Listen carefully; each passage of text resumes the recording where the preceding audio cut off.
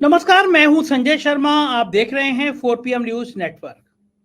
कुछ समय पहले अरविंद केजरीवाल ने आरोप लगाया था कि प्रधानमंत्री कार्यालय में तैनात एक बड़े अफसर हिरेन जोशी अखबार के संपादकों की स्क्रिप्ट लिखकर भेजते हैं। मतलब कि संपादक को अपने चैनल, अपने अखबार में कौन सी हेडलाइंस लगानी है, ये प्रधानमंत्री कार्यालय तय करता है। ऐसा उन्होंने आरोप लगाया था। और अब चर्चा चल रही है कि चैनलों को आदेश दिया गया है कि नीतीश कुमार के बारे में ऐसी ऐसी बातें करो कि लोग कंफ्यूज हो जाएं। नीतीश की जो साफ सुथरी इमेज बनी है, जो विकास की इमेज बनी है, जो एक अच्छी छवि बनी है, उसको डैमेज करने का एक अभियान शुरू करना है।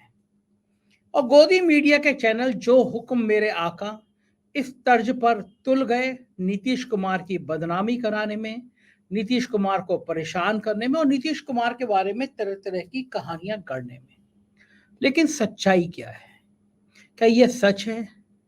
इस विषय पर और इंडिया गठबंधन के भविष्य पर, न्याय यात्रा पर बात करने के लिए आज मैं देश के जाने माने पत्रकार, जिनको आम तमाम बड़े बड़े टीवी चैनलों में देखते हैं, मैं प्रोफेसर अभय दुबे जी के साथ बातचीत करूंगा और इन सारे पहलुओं पर आज हम लोग चिंतन करेंगे, आपके सामने अपनी बात रखेंगे। मैं चलता हूं अभय दुबे जी के पास।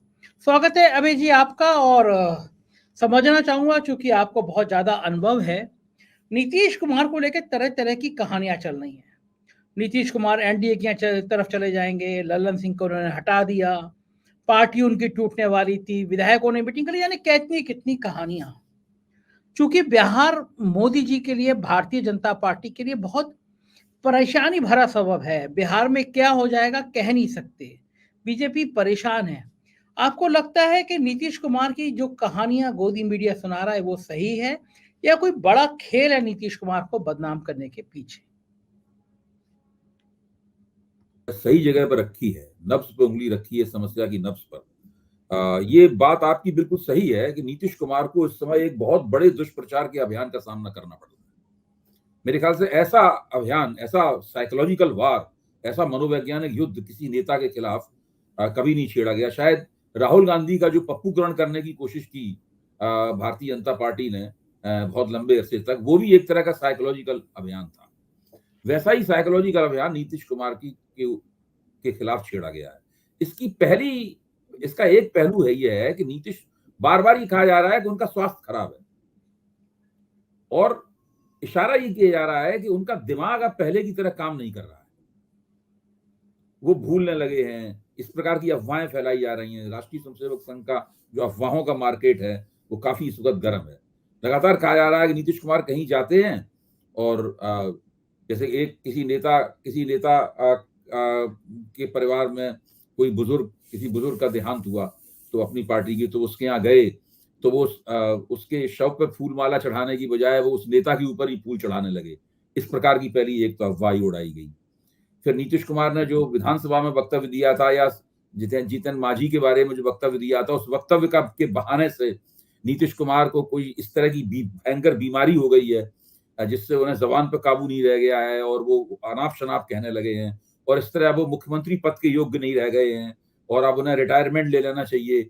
और यहां तक ये वक्तव्य दिया गया कि नीतीश कुमार को लगातार एक खास तरह की दवा खिलाई जा रही है खुफिया तौर पर, और ये वक्तव्य कुछ मांझी ने दिया है वक्तव्य। मैंने खुद इस वक्तव्य को सुना उन्हें देते हुए। तो आप देखिए खुल के किस तरीके से सारा काम हो रहा है। उनको बीमार घोषित किया जा रहा है, उनका दिमागी संतुलन गड़बड़ा गया है, उनकी याददाश्त गड़बड़ा गई है, और अब वो कहा जा रहा है कि वो कोई इंडिया गठबंधन के मुख्यमंत्री नहीं है, ना वो जनता दल यूनाइटेड के मुख्यमंत्री हैं, वो बिहार के मुख्यमंत्री हैं और उन्हें मुख्यमंत्री की कुर्सी छोड़ देनी चाहिए। और साथ में इस बात को साजिश का भी रूप दिया जा रहा है कि राष्ट्रीय जनता दल, लालू यादव के परिवार द्वारा उनके खिलाफ साजिश की जा रही है ताकि जल्दी जल्दी ये बीमार होकर छोड़ें और तेजस्वी यादव मुख्यमंत्री का पद संभालें। एक तो ये प्रचार चल रहा है। इसी प्रचार के समांतर साथ साथ में एक दूसरा प्रचार ये चलाया जा रहा है कि वो एनडीए में वापस आने वाले हैं, और इसलिए वो ललन सिंह को पार्टी के अध्यक्ष पद से हटाकर खुद अध्यक्ष बनना चाहते हैं ताकि फिर से एक पलटी मार सकें। और वो तीसरी बात ही इसी से जुड़ी हुई कही जा रही है कि जैसे ही ममता बनर्जी ने मल्लिकार्जुन खड़गे का प्रधानमंत्री के चेहरे के तौर पर नाम का प्रस्ताव किया और अरविंद केजरीवाल ने उसका अनुमोदन किया, वैसे ही नीतीश कुमार नाराज हो गए और चुपचाप बैठ गए नाराज होकर। तो ये सारे के सारे प्रचार नीतीश कुमार के खिलाफ चल रहे हैं। कौन कर रहा होगा अभय जी? कहां से ये आदेश आ रहे होंगे कि नीतीश की बदनामी कर रहे हैं, करो? चैनलों को ये निर्देश कौन देता होगा? देखिए, अभी पवन खेड़ा ने एक प्रेस कॉन्फ्रेंस, एक आज तक पे होने वाले एक कार्यक्रम में एक गुजरात के नेता का नाम लिया था और कहा था कि रोज सवेरे उनका फोन चैनलों के पास जाता है, उससे उस दिन का एजेंडा सेट हो जाता है। अरविंद केजरीवाल ने भी एक इस तरह का नाम लिया। आपने खुद ही अपनी भूमिका जब बनाई थी तब उसमें आपने बात की। तो इससे कम से कम जो मोडस ऑपरेंडाई है, चैनलों को किस तरह नियंत्रित किया जा रहा है और चैनल किस तरह अपने आप को नियंत्रित होने के लिए प्रस्तुत कर रहे हैं, इसका कम से कम एक नमूना सामने आता है कि कहीं ना कहीं से केंद्रीकृत रूप में, एक बड़े सेंट्रलाइज्ड फॉर्म में चैनलों को रोज ही कहा जाता है कि आज आपका फोकस यहाँ पे होना चाहिए, आपको आज ये अफवाह फैलानी है, आज आपको इसके खिलाफ कुछ लिखना है, आपको ये बोलना है, आपको फलानी खबर को ये स्पिन देना है। ये कहीं बैठकर पीछे साजिश में जो एक्सपर्ट विशेषज्ञ लोग हैं वो ये काम करते हैं और चैनल सब उसका पालन उसी हिसाब से करते हैं। और इसमें प्रिंट मीडिया ज्यादा इसमें भागीदार नहीं है, इस पूरे इस कॉन्स्पिरेसी में। ज्यादातर जो इलेक्ट्रॉनिक मीडिया है वही इस कॉन्स्पिरेसी में भागीदार है, या फिर जो डिजिटल मीडिया पर जो सरकारी पार्टी की और उनके समर्थकों की उपस्थिति है, वो लोग ये सब काम करते हैं। तो ये गोदी मीडिया का एक नया चेहरा है जो कि हम लोगों के सामने आया है। अबे जी, ये जो दुष्प्रचार चल रहा है लगातार नीतीश के बारे में, कहानियां एक के बाद एक सामने आ रही हैं, इन कहानियों का कितना असर पड़ेगा? क्या नीतीश कुमार की छवि वाकई खराब होगी? या नीतीश कुमार की पार्टी टूट जाएगी? क्या वाकई में कहीं नीतीश कुमार एनडीए की तरफ जा तो नहीं रहे हैं? देखिए, जहां तक मेरा आकलन कहता है, मेरे ख्याल से नीतीश कुमार के एनडीए की तरफ जाने का कोई संभावना नहीं है और ना ही वो ऐसा चाहते हैं। इसका एक सबूत है मेरे पास।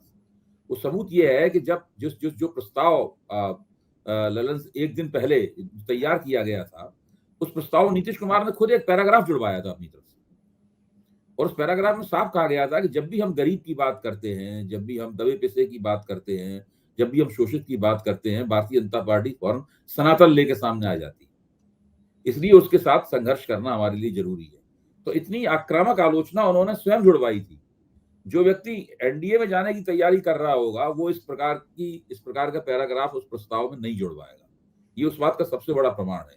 और नीतीश कुमार अब भाजपा विरोधी राजनीति की उस डगर पर इतनी दूर तक आ चुके हैं कि वहां से उनका वापस लौटना नामुमकिन है। न वो लौटना चाहते हैं। ये बात जरूर उनके बारे में अफवाह के तौर पर कही जा रही है ताकि भ्रम फैल सके। इस तरह की मुझे तो कोई संभावना नहीं लगती। दूसरे, खुद भारतीय जनता पार्टी इस स्थिति में नहीं है कि नीतीश कुमार को वापस ले सके।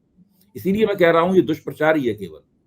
देखिए, बिहार भाजपा में और केंद्र में भी जिससे जुड़े हुए लोग हैं, उनमें बहुत दिनों से जो नीतीश कुमार के साथ थे, पिछले विधानसभा चुनाव से पहले ही इस बात पे चर्चा थी कि भाजपा को अकेले बिहार में चुनाव लड़ना चाहिए, अकेले नीतीश कुमार के समर्थन की जरूरत नहीं है। लेकिन चूंकि भाजपा आला कमान का ध्यान लोकसभा चुनाव के ऊपर भी था, वो लोकसभा चुनाव में कोई अड़ंगा नहीं डालना चाहते थे, इसलिए विधानसभा में वो प्रयोग करने के लिए तैयार नहीं हुए कि नीतीश कुमार को हटाकर भाजपा अकेले चुनाव लड़ लेंगे। अब तो नीतीश कुमार छोड़ ही गए उनको, अब तो नीतीश कुमार के खिलाफ ही उनको चुनाव लड़ना पड़ेगा।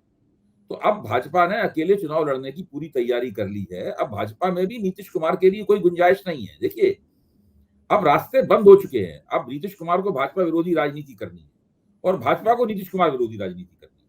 ये सब कुछ जो हो रहा है, ये सब एक साइकोलॉजिकल वारफेयर है जो प्रचार के जरिए किया जा रहा है।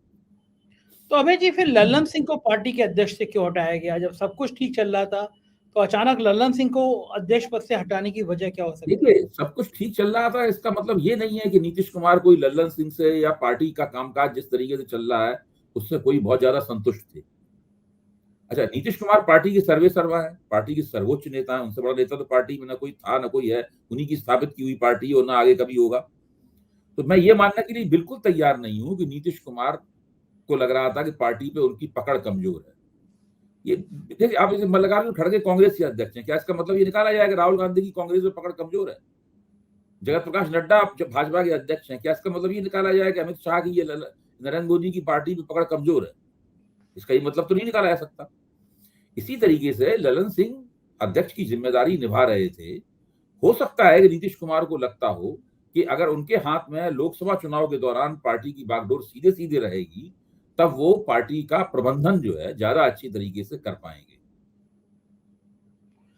अबे जी, इस बातों से कि तेजस्वी मुख्यमंत्री बन जाएंगे, तेजस्वी की रणनीति बनाई जा रही है, बिहार में इंडिया गठबंधन पर क्या असर पड़ेगा? नीतीश कुमार तो कह चुके हैं कि भाई ये तेजस्वी जो है वो हमारे उत्तराधिकारी की तरह देखता हूं, तो उसमें ये कोई छिपी हुई बात तो है नहीं। ऐसा तो नहीं है कि पीठ पीछे कोई साजिश हो रही हो इस तरह की। और तेजस्वी को उत्तराधिकारी बनाने से इंडिया गठबंधन में, वहां का जो महागठबंधन है, उसमें कुछ लोग नाराज जो थे, तो वो भाजपा में चले गए अपना लेके। भाई जो लोग नाराज थे, वो जो जीतन राम मांझी नाराज थे, या मान लीजिए उपेंद्र कुशवाहा नाराज थे, तो वो मदन सहनी नाराज थे, तो वो चले गए भाजपा में। तो जिन्हें जाना था वो जा चुके हैं, जिन्हें रहना था वो है मौजूद वहां पे। तो अब उससे कुछ ज्यादा होने वाला नहीं है उसके अंदर। देखिए, समझने की बात यह है कि बिहार में सबसे बड़ी पार्टी कौन सी? सबसे बड़ी पार्टी है राष्ट्रीय जनता दल। तमाम सेफर अकेले दम पे लगभग भाजपा को हराने की स्थिति में, जिसमें नीतीश कुमार भी शामिल थे उस गठजोड़ में, भाजपा को हराने की स्थिति में वो पहुंचा दिया था उसने। बहुत मामूली अंतर से ही तो चूक गए वो सरकार बनाने से। उसके बारे में तरह तरह की थ्योरी चलती है कि भाई वो क्यों नहीं चुनाव जीत पाए, जीता या तो चुनाव उनके हाथ से कैसे निकल गया। तो मैं ये मानता हूं कि और सारे सेफोलॉजिस्ट भी ये मानते हैं कि जहां जहां भाजपा की सीधी टक्कर राष्ट्रीय जनता दल से होगी, वहां राष्ट्रीय जनता दल ही भाजपा पे हावी रहेगा। इस वक्त बिहार विधानसभा में राष्ट्रीय जनता दल सबसे बड़ी पार्टी है।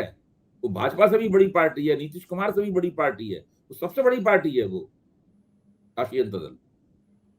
तो अभय जी, क्या लग रहा है आपको, अगर इंडिया गठबंधन वहां मजबूत रहता है, तेजस्वी लालू एक जगह रहते हैं, तो ये गठबंधन बीजेपी को कितनी बड़ा नुकसान पहुंचा सकता है? नहीं, बिहार में तो बीजेपी कस के पिटेगी। मेरा मानना जो सी वोटर के सर्वे में दिखाया गया है, कि उसमें दिखाया गया है कि भाजपा अपनी सीटें जितनी जीती थी वो दोबारा जीत लेगी। मैं इस बात को नहीं मानता हूं। मेरा मानना है कि या तो फिर भाजपा ज्यादा जीतेगी, या फिर भाजपा ने जो पिछली बार जीता था उसमें भाजपा कम से कम 10 सीटें हारेगी, और 10 सीटों का टोटा भाजपा को वहां से झेलना पड़ेगा। लगभग ऐसा ही महाराष्ट्र में भी होगा। या तो भाजपा ज्यादा जीतेगी, या फिर जो जीती थी उससे बहुत कम जीतेगी। ये नहीं हो सकता कि भाजपा अपना हिस्सा जीते आए और एनडीए के तो पहले वाले गठजोड़ वाले रहे नहीं है उनके साथ में। उधर शिवसेना टूट गई है, इधर नीतीश कुमार अलग हो गए हैं, तो भाजपा को दोनों जगह बड़ा नुकसान उठाना पड़ सकता है। ज्यादा संभावना क्या है कि ज्यादा जीतेगी या फिर कम जीतेगी? मुझे लगता है कम ही जीतेगी, क्योंकि जो सामाजिक समीकरण है वो महागठबंधन का बहुत शक्तिशाली है। एक बार अमित शाह भी, आपको याद होगा, कह चुके हैं कि वहां 3 शक्तियां हैं, 2 शक्ति जिधर मिल जाती हैं वो चुनाव जीत जाता है। ऐसी बात अमित शाह ने भी पहले कही है, तो शायद वो आपको भाजपा के जो समर्थक हैं, उसे हमदर्दी रखने वाले भी मानते हैं कि बिहार में भारतीय जनता पार्टी मुश्किलों का सामना कर रही है, महाराष्ट्र में भारतीय जनता पार्टी मुश्किलों का सामना कर रही है। तमाम कोशिशों के बावजूद भी वो अभी, जैसी उत्तर प्रदेश में भाजपा की स्थिति है, जब तक उत्तर प्रदेश में कोई गठजोड़ नहीं होता, गठजोड़ होते ही यहाँ भी स्थिति बदलनी शुरू होगी। अभी चूंकि गठजोड़ नहीं है, सब लोग अलग अलग हैं, तो ये अभी आप केवल कह सकते हैं कि संभावना है गठजोड़, लेकिन अभी गठजोड़ तो हुआ नहीं है ना। लेकिन बिहार में तो एनडीए बनने से पहले गठजोड़ मौजूद है, महाराष्ट्र में एनडीए बनने से पहले गठजोड़ मौजूद है। एक तरह से देखा जाए तो महाराष्ट्र का और बिहार का गठजोड़ एनडीए के लिए प्रेरणा का स्रोत है, इंडिया के लिए प्रेरणा का स्रोत है। अभय जी, बात करते हैं कांग्रेस की। न्याय यात्रा की तैयारी पूरी चल रही है। क्या लग रहा है इस न्याय यात्रा से कांग्रेस को कितना फायदा होने की उम्मीद लग रही है आपको? देखिए, न्याय यात्रा एक बहुत बड़ा जनसंपर्क कार्यक्रम है, एक ऐसा जनसंपर्क कार्यक्रम जो चुनाव के दौरान कभी किसी ने नहीं किया आज तक। इस लिहाज से ये एक बड़ी अनूठी किस्म की चीज है। इसकी सफलता कितनी बड़ी होगी ये तो मई के महीने में हम लोगों को पता चलेगा, लेकिन अभी जो हम लोग अंदाजा लगा सकते हैं वो ये है कि जब न्याय यात्रा शुरू होगी तो हर प्रदेश में जहां जहां क्षेत्रीय शक्तियां हैं, जो इंडिया गठबंधन की सदस्य हैं, उन सबसे बातचीत कर ली गई है, उनको निमंत्रण दे दिया गया है। वो सब लोग भी अपने अपने भौगोलिक क्षेत्र में, अपने अपने प्रभाव क्षेत्र में इस न्याय यात्रा में शामिल होंगे। और ये न्याय यात्रा भारत जोड़ो यात्रा की तरह केवल पदयात्रा नहीं है, क्योंकि बहुत थोड़े समय में उनको बहुत ज्यादा इलाका, इसलिए वाहनों का इस्तेमाल भी करेगी न्याय यात्रा। तो इसमें बहुत नए नए तरीके से जो स्थानीय राजनीतिक शक्तियां हैं, जो कांग्रेस से बाहर की हैं लेकिन इंडिया गठबंधन के साथ जुड़ी हुई हैं या उसकी परिधि में आती हैं, वो सब इसके साथ जुड़ेंगी। और ये पॉलिटिकल एक्शन जब सड़क के ऊपर होता है, भारत जोड़ो यात्रा में हम देख चुके हैं, तो उससे बड़ा ही प्रभावी सीन बनता है। ये एक बहुत ही विशाल रोड शो है जो 2 महीने से ज्यादा लगातार चलता रहेगा। अभी तो रोड शो 2-2, 3-3 घंटे के होते हैं, ये 2 महीने मुतवातिर होने वाला रोड शो है। तो जनवरी से चलेगा और मार्च में खत्म होगा। ऐसा रोड शो कभी भी भारतीय राजनीति के इतिहास में नहीं हुआ है। अभय जी, क्या लगता है कि इस रोड शो को जब चलेगा या ये न्याय यात्रा जो चलेगी, इसका इम्पैक्ट जो पड़ेगा वो मेन स्ट्रीम मीडिया कितना दिखाएगा इस यात्रा को? देखिए, उनको दिखाना पड़ेगा। इसमें ये कह सकते हैं आप कि जिस वक्त राम मंदिर की प्राण प्रतिष्ठा वाला कार्यक्रम चल रहा होगा, उस वक्त हो सकता है फोकस उधर ज्यादा रहे, लेकिन बाकी जगहों पे तो उसको दिखाना पड़ेगा मेन स्ट्रीम मीडिया को। मेन स्ट्रीम मीडिया शुरू में थोड़ी बहुत उपेक्षा कर सकता है, उसकी बीच बीच में उपेक्षा कर सकता है। जब रामलला वाला मामला होगा तो उस वक्त ज्यादा उपेक्षा उसकी होगी, लेकिन ये तो इतना लंबा रोड शो है कि उसको आप बहुत समय तक उसकी उपेक्षा नहीं कर सकते। अभी शायद 14 अगस्त से शुरू होने वाला है। कब से शुरू होने वाला है ये? हाँ, 14 तारीख से। हाँ, 14 तारीख से शुरू होने वाला है, 14 जनवरी से। 22 तारीख को प्राण प्रतिष्ठा है, तो 22 तारीख को प्राण प्रतिष्ठा होगी, कार्यक्रम खत्म हो जाएगा, एक आध दिन उसका खुमार रहेगा। तो आप सोच सकते हैं कि 20 से लेकर और 22-23 तक इसके ऊपर फोकस कम रहेगा, लेकिन बाकी समय तो सारा फोकस इसी को अपनी ओर खींचना है। अच्छा, जितना अभी 22-23 दिन है राम मंदिर के प्राण प्रतिष्ठा के, लेकिन दिन भर चैनल जो राम मंदिर का दिखा रहे हैं, क्या जनता दिन भर देखना पसंद करेगी? एक ही चीज बार बार, अयोध्या में ये हुआ, अयोध्या में ये हुआ। आपको क्या लगता है कि भारतीय जनमानस कम से कम सरकारी पार्टी और उसके समर्थकों का जो विशाल दल है, वो तो ये मानता है कि ये चीज लगातार एक बहुत ही ये कोई बहुत बड़ी नई घटना होने वाली है, जिससे देश के विमर्श को बहुत और भी ज्यादा जो हिंदुत्ववादी विमर्श है वो और भी ज्यादा मजबूत हो, उसका चुनावी फायदा भी मिले। इसीलिए आप देखिए, शंकराचार्यों की तरफ से ये आलोचना आ रही है, जो धर्मगुरु, धर्म के जानकार लोग हैं उनकी तरफ से आलोचना आ रही है कि किसी मंदिर की प्राण प्रतिष्ठा तब होती है जब वो पूरा बन जाता है। इसमें तो केवल अभी जो ग्राउंड फ्लोर है वही केवल तैयार हुआ है, जमीनी तल ही तैयार हुआ है, बाकी तो बड़ा मंदिर बना ही नहीं है। अधूरे मंदिर की प्राण प्रतिष्ठा की जा रही है। तो ये अपने आप में एक ऐसी चीज है जो भारत में पहली बार हो रही है। जब मेरे सामने सवाल आता है तो मैं ये कहता हूं कि ये कोई धर्म और अध्यात्म का मामला नहीं है, ये एक राजनीतिक योजना है, ये एक पॉलिटिकल प्रोजेक्ट है। ये सब पॉलिटिकल प्रोजेक्ट के तहत हो रहा है। ये भी तो हुआ है कि एक इस तरह का एक वो निकाला गया है जिसमें नरेंद्र मोदी जो है वो रामलला का हाथ पकड़ के ले जा रहे हैं मंदिर की तरफ, फिर बीच में उसको खारिज भी किया गया, उसको हटाया भी गया। तो इसके पीछे आप भावना ये है कि भाई हमारा प्रधानमंत्री तो पहले से विष्णु का अवतार है, तो जो विष्णु का एक अवतार दूसरे अवतार को ले जा रहा है। ठीक बात है, बिल्कुल सही बात है। ये इस बीच में उत्तर प्रदेश से प्रियंका गांधी को भी हटाया गया है। प्रियंका गांधी यहाँ की कोऑर्डिनेटर 3, संयोजक 3 सब देख रही थी, लेकिन उत्तर प्रदेश से उनको हटाया गया। इसका क्या मतलब हो सकता है कांग्रेस में? देखिए, पिछले विधानसभा चुनाव के बाद से ही प्रियंका गांधी ने मन बना लिया था कि अब वो उत्तर प्रदेश की प्रभारी नहीं रहेंगी। तो मेरे ख्याल से उन्होंने अब जिस तरह की राजनीति करना तय किया है उसमें कोई भी चार्ज नहीं लिया है किसी प्रदेश का। अब औपचारिक रूप से प्रियंका गांधी किसी भी कोई प्रभारी नहीं है। अब इस तरह की भी एक खबर उड़ाई जा रही है कि वो कांग्रेस की संगठन मंत्री बनना चाहती थी, लेकिन उनको संगठन मंत्री नहीं बनाया गया। ये बात भी कही जा रही है कि कांग्रेस में 2 बड़े गुट हैं, एक गुट की बागडोर राहुल गांधी के हाथ में है और एक गुट की बागडोर प्रियंका गांधी के हाथ में है, और दोनों गुट आपस में लड़ रहे हैं, यानी भाई बहन में कांग्रेस के अंदर भाई बहन का संग्राम चल रहा है। ये भी एक तरह का साइकोलॉजिकल वारफेयर है। खूब चल दरअसल साइकोलॉजिकल वारफेयर पे इसको केंद्र देखिए ना, कोई प्रमाण नहीं है इन बातों के उपलब्ध, लेकिन जम के बार बार रोज मेरे सामने ही बातें कही जाती हैं मंच पे। और कारण क्या कि केवल बदनामी हो जाए, नीतीश की हो जाए, प्रियंका की हो जाए, राहुल की हो जाए। डायवर्जन एक चीज होती है, कहते हैं डायवर्जन, दूसरी चीज होती है स्पिन, कि लगातार आप जो हो रहा है उसको आप अपने राजनीतिक स्वार्थ को हल करने के लिए एक ऐसा मोड़ दे दें जो कि लोग उस तरह सोचने लगे उसके ऊपर। तो एक ऐसी पार्टी जहां भाई बहन के बीच संग्राम चल रहा है, कौन उसको विश्वास करेगा, कौन उसकी पार्टी को वोट देगा? हाँ, बिल्कुल ठीक बात है। लेकिन क्या बीजेपी आपको लगता है इस रणनीति में कामयाब हो पा रही है? लोगों में ये मैसेज जा रहा है कि भाई ये लोग लड़ रहे हैं, ये लोग विश्वसनीय हैं, ये लोग भरोसेमंद नहीं है? देखिए, भारतीय जनता पार्टी का प्रचार तंत्र को तो हम लोग कम करके नहीं आंक सकते। मेरे ख्याल से न केवल उसके पास सबसे ज्यादा सर्वाधिक संसाधन है, बल्कि उसका प्रचार तंत्र बहुत जबरदस्त है। जिन जिन जिन मंचों को लोग निष्पक्ष मानते हैं, या जो लोग ऐसे खुले तौर पर भारतीय जनता पार्टी के सदस्य नहीं है, वो सारे के सारे मंच, उनकी मीडिया मंच, जो इलेक्ट्रॉनिक चैनल वगैरह है, भाजपा की ही सेवा में लगे रहते हैं।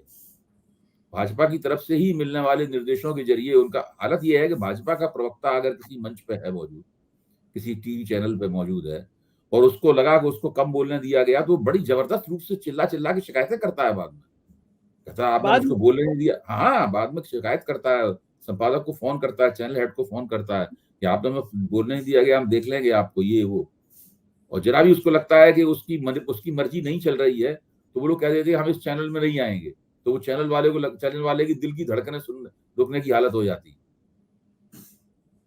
ये दिल्ली के नोएडा वाले चैनलों का ये हाल होता है कि अगर नहीं बुलाया गया तो बीजेपी वाले नाराज हो जाते हैं वो देखिए, लोग। हर चैनल में 1,000 करोड़ 1,500 करोड़ रुपए लगा हुआ है।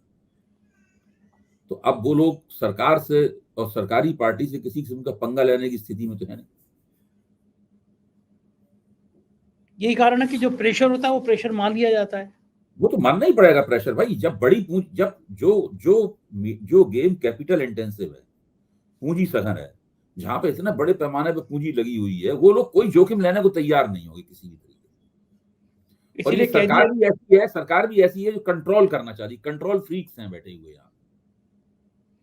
इसीलिए कह हर दिया गया चीज कि भाई कंट्रोल और कैप्चर। आप भाजपा के अंदर अंदर खाने बात कीजिए, लोग कहते हैं साहब ये लोग सीसी है। सीसी क्या हुआ? Capture and control. जितना कैप्चर और कंट्रोल की क्षमता इन लोगों ने दिखाई है, उतना और कभी किसी भारत में किसी सत्ताधारी ने नहीं दिखाई। अच्छा, पार्टी के अंदर घुटन नहीं होती? बीजेपी के सांसद मंत्री घुटन महसूस नहीं करते होंगे? सत्ता का सुख तो मिल रहा है ना सबको, फिर काम भी नहीं करना पड़ता कुछ भी। बैठे हुए अफसर सारा काम कर रहे हैं। ऊपर एक जो कारपोरेट स्ट्रक्चर होता है ना, पिरामिड, ऊपर से निर्देश आते हैं, लागू करने वाले काम अफसर के, मंत्री काम उद्घाटन करना, हर जगह जाके लोगों के सामने मिलना, मालाएं पहनना, मंत्री काम ये रह गया है। और ऊपर से आने वाले निर्देशों को बोलना उनके बारे में, कोई लागू करना मंत्री काम थोड़ी ना है। और वो चाहते भी नहीं है। पीएमओ के जरिए ही सारा काम चलता है, सारे प्रदेश पीएमओ के जरिए चलते हैं, सारा केंद्र सरकार का काम पीएमओ के जरिए चलता है। तो ये सेंट्रलाइजेशन की अधिकतम सीमा है। बिल्कुल ठीक बात है अभय जी, शुक्रिया इस राजनीति को समझाने के लिए, अपना कीमती समय देने के लिए बहुत बहुत आभार, धन्यवाद। ये थे अभय दुबे जी, आपको समझा रहे थे कि किस तरह नीतीश कुमार को और राहुल गांधी को बदनाम करने की योजना बनती है, किस तरह एक बड़ा फोन आता है, एक प्रमुख आदमी का फोन आता है, चैनलों की हेडलाइंस बन जाती है। बीजेपी के किसी नेता को कम बोलने दिया गया चैनलों को, तो उसके संपादकों को शिकायत आती है कि देख लेंगे हम। ये अजीब माहौल है देश का। कैसी लगी बातचीत? अपनी राय से अवगत कराइएगा, चैनल को सब्सक्राइब करिएगा, ज्वाइन करिएगा। हमारे राज्यों के चैनल है 4PM यूपी, बिहार, गुजरात, महाराष्ट्र, राजस्थान, कर्नाटक और मध्य प्रदेश, और 4PM बॉलीवुड, उन्हें भी सब्सक्राइब करिएगा। शुक्रिया, थैंक यू।